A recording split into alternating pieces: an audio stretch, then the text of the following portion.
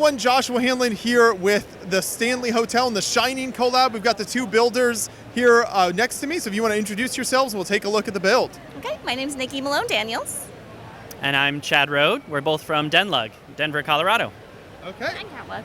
And you want to tell us a little bit about what this project covers? So basically, it's the Stanley Hotel, and also Shining scenes, because we're both horror fans and we're both from Colorado. We both like Estes Park, so we wanted to incorporate both of them at the same time. Okay. So we'll start off with this section here. Do you want to tell us about what you did? Sure, yeah. So in the back, you can see the Stanley Hotel, which is the real hotel in Estes Park that Stephen King was inspired to write The Shining in. We've got a lot of really cool architectural detail. It's a really beautiful historic hotel. We've got some landscape in the front to represent some of the different scenes in the movie, some beautiful water and cliffs to represent the scene where they drive in when everything is great.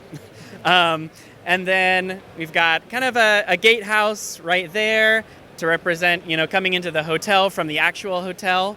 There's interiors in the hotel as well, representing different scenes in the movie, which we can get to in a second. But the exterior is a little bit muted, representing, the false sense of security at the beginning of the movie, where it's just a beautiful, picturesque scenery and representing the hotel in real life. Yeah, I think the Rhode technique in particular is really nice there, the way it just kind of curves around and some of the little imperfections in there.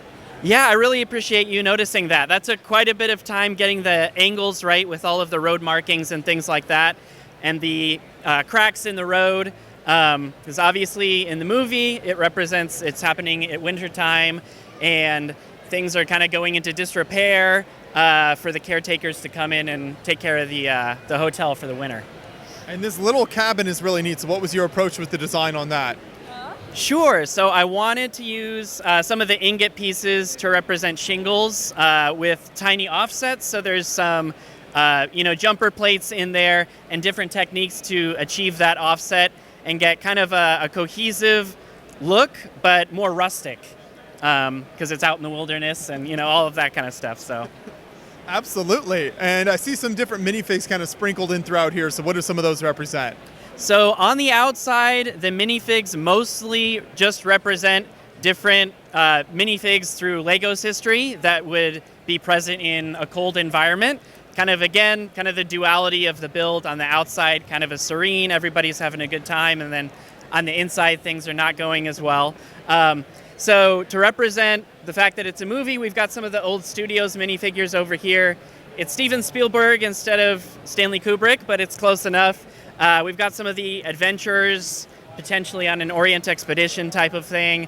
Cavemen, we've got some Durmstrang guys, we've got some wolves and things like that. Wolves were just reintroduced into Colorado, so I added those guys in there. And then we've got the deer, because at the real hotel, during certain times of year, the town hosts Elk Fest, which is like a festival in Estes Park, and you can see elk all over the town just walking around. So incredible. Thank you so much. So we'll go to the other half of the build now. You want to tell us what this section represents? Yes, so this is the Hedge Maze at the Stanley Hotel. There's an S and there's an H to represent the Stanley Hotel if you're there. But it also has elements of The Shining in it. If you look closely, you can see Jack Nicholson being frozen in there at the very end scene of the movie. Spoiler alert, sorry, I'm really bad about doing that. But there's also little footprints where Danny goes in the snow to make him get there. And then at the very end, you don't see the footprints because he hides his footprints in the snow. And then you see Danny over there and Wendy coming to grab him and running away at the Stanley. Really, I am spoiling the movie. I am doing a great job. It's been enough years. You're allowed to, I think, now. Thank you. Yes, but how I made it was with 55 Lego cargo nets, 3,000 green leaves, and 1,000 white leaves. Then I decided that there needs to be some frozen sculptures over there, too. And there's going to be actually a whole other section at some point in the near future at Brick Slopes, Utah. So that'll be fun. Yeah, very, very cool. And it looks like you've got some examples here of kind of some of the different elements with the trees and the nets you mentioned. Yep. So Chad, who did the trees, he wanted to show how he did them, so we set that up. And then I wanted to do the cargo net so you can see exactly how long it took and what it did to take it. Okay. Yeah. Yeah. And what do you use to kind of support those nets there? How's that kind of attached to make that kind of hedge maze shape? 1x1, 7 1x1s, and then a snot brick, and then on both sides. And you have to have them in a certain area or they won't stay. It was a pain, but it was a lot of fun. Yeah, and I think the end product is really fantastic. Thank you. Great work here. We'll go around the back then and take a closer look inside the hotel now. So you can kind of take us through some of the interior elements, which looks great. I also love the lighting, so you can kind of appreciate a lot of the details here. Sure, thanks. So kind of starting in the upper left here, we've got Jack with the lower. Yeah, so right there we've got Jack with the beautiful woman that, perhaps turns into kind of a scepter haunting the hotel. The next room over, we've got Wendy and Danny in the caretaker's apartment. And then next, we've got the shining carpet, the entrance to room 237/217, and the twins. Coming down the stairs, we've got Jack and Wendy kind of in a standoff on the stairs there. And then next, we've got the Colorado Lounge with the Native American tapestry in the back and Jack working on his novel, which, doesn't get a whole lot of progress in the movie. Next, we've got Danny on his tricycle going around the hotel.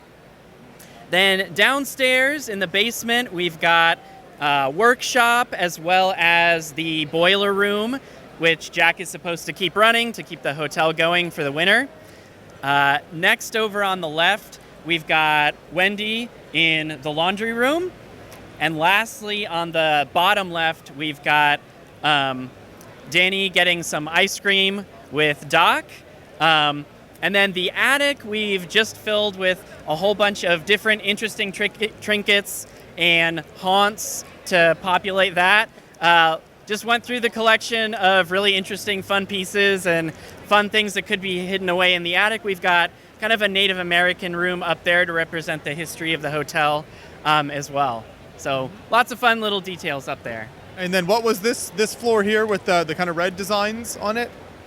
So right here, that is just the entryway to the hotel. So you can see both in the movie as well as the real hotel, there's really intricate patterns, again, inspired by Native American designs within the floorings as well as tapestries that are hanging within the hotels. Yeah. Super impressive here, yeah. Oh, yeah. I may have missed. In the very right here, we've got kind of the bloody elevator scene with the couch coming down, that kind of thing. So lots of fun details. Tucked that one away a little bit. Didn't want to make it very overt, but had to represent it. Yeah. What was the overall approach with lighting throughout the build? Did you have like a particular brand you use, or how do you incorporate that? So the lighting is actually a little bit of a work in progress. Right now we've just got fairy lights here. We've got some really nice lighting out in the hedge maze and things like that. But it works perfectly well for my purposes there. So yeah. As you've had this on display here at Brickworld, what has the public reaction been like as people kind of walk up to this and start to maybe recognize different scenes? They're in awe. They all have the awe face going on, and they're like, oh, it's The Shining. Oh, it's the Stanley. I've been there. And then they come into the back because they don't realize it's the back. They just have so much fun looking at it, all the details. They love the actual road, the car, the maze. It's just been great. Yeah. Everybody's been so happy to see it. Very impressive. So you said you hope to expand on this and have it at other future shows. Yes. If people want to see this, where do you plan to display in the future? It's going to be at Brick Slopes, Utah in August, actually. There'll be a whole entire other section over here. Okay. Yeah. Fantastic work. Thank you to both of you for all your work on the build and taking us through today. I appreciate it. yeah, thank you so much.